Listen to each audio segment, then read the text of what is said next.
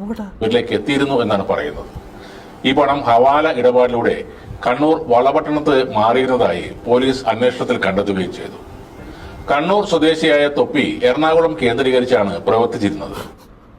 എന്താടാ തീവ്രവാദി ആയുധക്കടത്തലും പറയുന്ന പോലെ. ഇനി എനിക്ക് തോന്നുന്ന അടുത്ത തന്നെ വരാൻ പോകുന്നത് തൊപ്പി പാകിസ്ഥാൻ ചാരൻ ആയുധക്കടത്തുമായി പിടിയിൽ. അതാണ് ഇനി അടുത്ത വരാൻ പോകുന്ന വാർത്ത. മനസ്സിലാവും?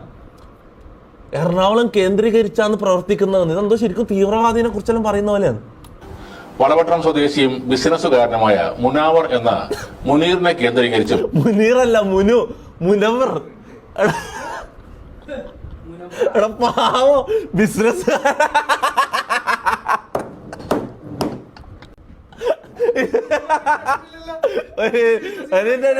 ഇത് മാഫിയനെ കുറിച്ച് പറയുന്ന പോലെ പറയുന്ന മൊട്ട കണ്ണാടി തലയോ നിന്റെ ഇവനെല്ലാം ഉണ്ടല്ലോ. ഒരു കാര്യം ഒരു വാർത്ത ഇടുമ്പോ ഇത് ഇവര് നോക്കുന്നില്ലടാ, ഒരു സത്യാവസ്ഥ ഇവര് നോക്കുന്നില്ലടാ. ഇതിൽ എന്തെങ്കിലും സത്യം ഉണ്ട്, എന്തെങ്കിലും നോക്കണ്ടേ. എന്താ പറഞ്ഞേ? കണ്ണൂർ സ്വദേശിയായ തൊപ്പി എറണാകുളം കേന്ദ്രീകരിച്ചാണ് പ്രവർത്തിച്ചിരുന്നത്.